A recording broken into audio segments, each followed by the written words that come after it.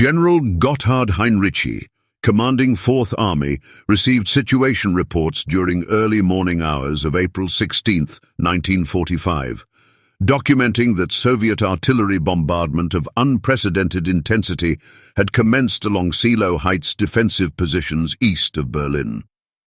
The reconnaissance observations indicated that Red Army had concentrated thousands of artillery pieces and multiple rocket launchers firing simultaneously, creating barrage that exceeded anything Wehrmacht commanders had experienced during entire war. Heinrici's defensive preparations had anticipated major Soviet offensive, but scale of firepower being employed surpassed intelligence estimates about enemy capabilities. The ground shook continuously from explosions as Soviet guns fired coordinated salvos designed to obliterate German defensive positions before ground assault commenced. The strategic context involved Marshal Georgy Zhukov, commanding 1st Belarusian Front, preparing final offensive toward Berlin, requiring breakthrough of German defensive lines established along Oder River. The operational planning emphasized employing massive artillery concentrations for suppressing German defenses, enabling infantry and armor to advance with minimal casualties. The firepower doctrine that Soviet military had developed during war prioritized overwhelming enemy positions through sheer volume of explosive ordnance rather than relying on tactical finesse or maneuver. General Vasily Chuikov, commanding 8th Guards Army, had coordinated positioning of artillery units, ensuring maximum density of fire could be concentrated on narrow breakthrough sectors. Heinrici had warned Armed Forces High Command during March that Soviet forces were massing artillery opposite Fourth Army positions and that defensive preparations needed reinforcement to withstand anticipated bombardment. The intelligence assessments based on prisoner interrogations and aerial reconnaissance indicated that Red Army was accumulating ammunition stocks, suggesting that opening barrage would be prolonged and intense. Field Marshal Wilhelm Keitel transmitted responses emphasizing that reserves weren't available and that Fourth Army must hold positions with existing forces regardless of Soviet artillery superiority. The professional military assessment was that defending against artillery bombardment of anticipated scale required deep defensive positions, enabling withdrawal from forward lines during barrage, then counter-attacking when bombardment lifted. The bombardment that commenced at 400 hours on April 16th involved over 40,000 artillery pieces and rocket launchers firing on German positions along 30-kilometer front, creating density of fire that approached 1 gun per meter of frontage. The sound was audible in Berlin over 60 kilometers away as continuous rolling thunder. The shells fell on forward defensive positions, command posts, supply depots, and reserve assembly areas, attempting to destroy German defensive capacity before ground assault.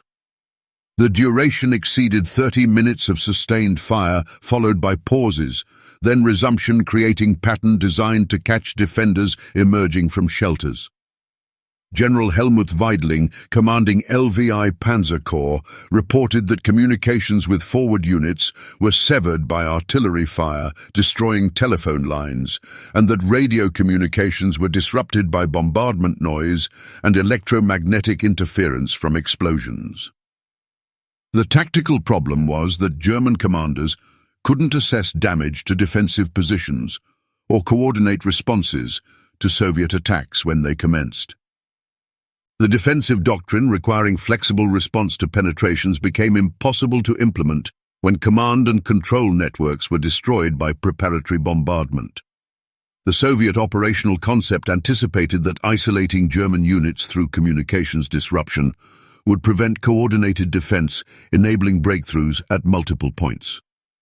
The searchlight employment that Zhukov ordered during night bombardment involved positioning hundreds of searchlights behind Soviet lines, directing beams forward, attempting to illuminate German positions and blind defenders.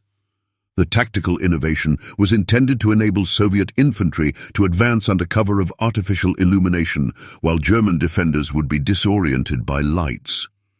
The actual effect was that searchlight beams reflected off smoke and dust from bombardment, creating visual obscuration that hindered Soviet advance as much as it affected German defense. Marshal Konstantin Rokossovsky, commanding 2nd Belarusian Front, observed searchlight operation and concluded that technique was counterproductive, but Zhukov insisted on continuing employment. General Theodore Busse, commanding 9th Army positioned south of 4th Army, reported that Soviet artillery concentrations in his sector were equally massive, suggesting that Red Army intended simultaneous breakthroughs at multiple points, preventing Wehrmacht from shifting reserves between threatened sectors. The coordination between 1st Belarusian Front and 1st Ukrainian Front, commanded by Marshal Ivan Konev, created a situation where German forces faced convergent attacks by over 2 million Soviet soldiers, supported by thousands of tanks and overwhelming artillery superiority. Busse's assessment was that defending against offensives of this scale required mobile reserves for counter-attacking penetrations, but that fuel shortages and Allied air superiority made large-scale maneuver operations impossible. The ammunition expenditure during initial Soviet bombardment exceeded several million shells, representing logistical achievement, where Red Army had accumulated and transported sufficient ordnance for sustaining intensive fire for extended period. The contrast with German ammunition situation, where shortages required rationing, illustrated how completely material balance had shifted during final months of war. The Soviet artillery doctrine emphasized that preparatory fires should be sufficiently intense to destroy defensive positions, eliminating need for costly infantry assaults. The German defensive concept, relying on small unit tactics and counterattacks, couldn't function when artillery fire destroyed forward positions before defenders could engage attacking forces. Heinrici's tactical response involved withdrawing forces from forward positions to secondary defensive lines during bombardment, attempting to preserve combat strength for engaging Soviet ground assault. The elastic defense that professional military judgment suggested was opposed by Adolf Hitler's directives requiring that forward positions be held regardless of casualties. The tension between tactical necessity, requiring flexibility, and political direction, demanding static defense, created situations where commanders implemented professional judgment, risking relief from command rather than following orders that ensured destruction of forces. The withdrawal to secondary positions enabled substantial German forces to survive initial bombardment, though Hitler subsequently criticized Heinrici for implementing unauthorized retreat. The ground assault following bombardment involved Soviet infantry and armor advancing across open terrain toward German positions that had been subjected to intensive fire. The defenders who survived bombardment engaged attacking forces with small arms and anti-tank weapons, achieving local successes that delayed Soviet advance. The problem was that Soviet operational concept accepted casualties that would have been unacceptable to Wehrmacht commanders, knowing that numerical superiority and continuous reinforcement enabled sustaining losses while maintaining offensive pressure. The battles at Seelow Heights during April 16th through 18th resulted in heavy Soviet casualties, but ultimately achieved breakthrough that opened route to Berlin. General Helmut Rehmann, commanding Berlin Defense Garrison, received reports during April 17th that Soviet forces had penetrated 4th Army positions and were advancing towards city. The intelligence indicated that Red Army artillery was being moved forward to support continued offensive, creating a situation where Berlin itself would soon be subjected to bombardment, comparable to what Seelow Heights had experienced. The civilian population remaining in Berlin numbered hundreds of thousands, creating humanitarian crisis as Soviet artillery began firing on urban areas. The defensive preparations that Rehmann had organized couldn't withstand artillery bombardment and ground assault by forces possessing overwhelming numerical and material superiority. The comparative assessment between German and Soviet artillery capabilities during final battles illustrated how completely firepower balance had shifted since early war years. The Wehrmacht artillery in 1941 had possessed qualitative advantages through superior fire control and coordination, enabling effective support for mobile operations. The Red Army artillery by 1945 had achieved massive quantitative superiority, combined with improved doctrine, creating capability for overwhelming German defenses through sheer weight of fire. The industrial capacity that enabled Soviet Union to produce thousands of artillery pieces monthly, while Germany struggled to replace losses, represented fundamental economic advantage that tactical excellence couldn't overcome. Marshal Zhukov's employment of artillery during Berlin offensive represented culmination of Soviet firepower doctrine developed through 4 years of war. The lessons learned from defensive battles at Moscow and Stalingrad through offensive operations at Kursk and subsequent campaigns had created artillery employment concepts emphasizing mass, concentration, and sustained fire. The organizational structures enabling rapid displacement of artillery units to support advancing forces illustrated that Red Army had developed combined arms capabilities, matching or exceeding Wehrmacht proficiency. The German defensive operations during final months demonstrated continued tactical competence but couldn't compensate for material disadvantages in artillery, ammunition, and replacement capacity. When German generals faced Red Army's massive firepower during April 1945 offensive toward Berlin, the experience involved confronting artillery concentrations exceeding anything encountered during war, where over 40,000 guns firing simultaneously created bombardments that destroyed defensive positions and communications networks. The tactical responses involving elastic defense and preservation of forces through withdrawing from forward positions during bombardment conflicted with political directives requiring static defense, creating tensions between professional military judgment and ideological imperatives. The Soviet employment of overwhelming firepower represented operational doctrine, accepting material expenditure and accepting casualties to achieve breakthrough, illustrating that Red Army had developed capabilities for applying industrial production directly to battlefield through artillery bombardment. The psychological impact on German soldiers and commanders involved experiencing helplessness against firepower that couldn't be effectively countered with available resources. The traditional military responses to artillery bombardment involving counter-battery fire or maneuver to avoid concentrated fires were impossible when German artillery lacked ammunition for sustained firing and when mobility was constrained by fuel shortages and Allied air superiority. The experience of enduring bombardments, knowing that no effective response existed, created demoralization that undermined combat effectiveness even among units that had fought successfully in earlier campaigns.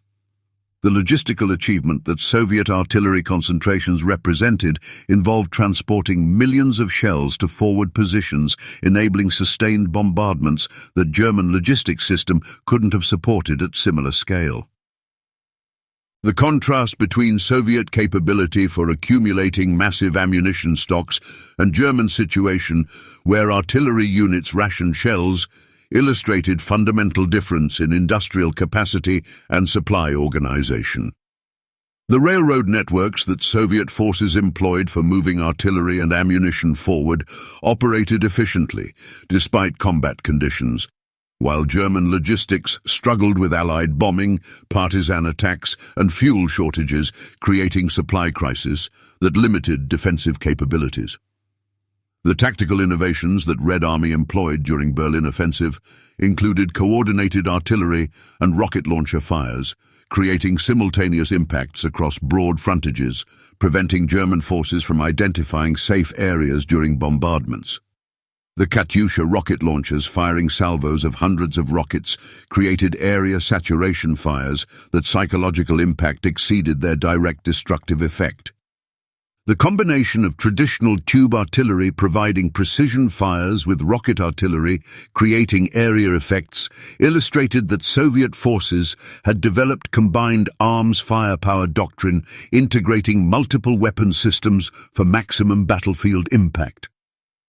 The command decisions that German generals made during April offensive reflected professional assessments that defending against Soviet firepower superiority required preservation of forces through tactical withdrawals rather than static defense that would result in annihilation without affecting operational outcome.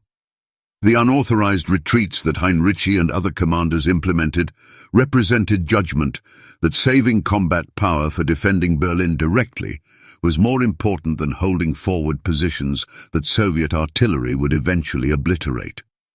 The subsequent criticism from Hitler illustrated continuing disconnect between political leadership, demanding symbolic resistance, and military reality, requiring pragmatic responses to overwhelming enemy superiority. The civilian casualties resulting from Soviet artillery employment against urban areas illustrated that Red Army firepower doctrine prioritized military objectives over humanitarian concerns.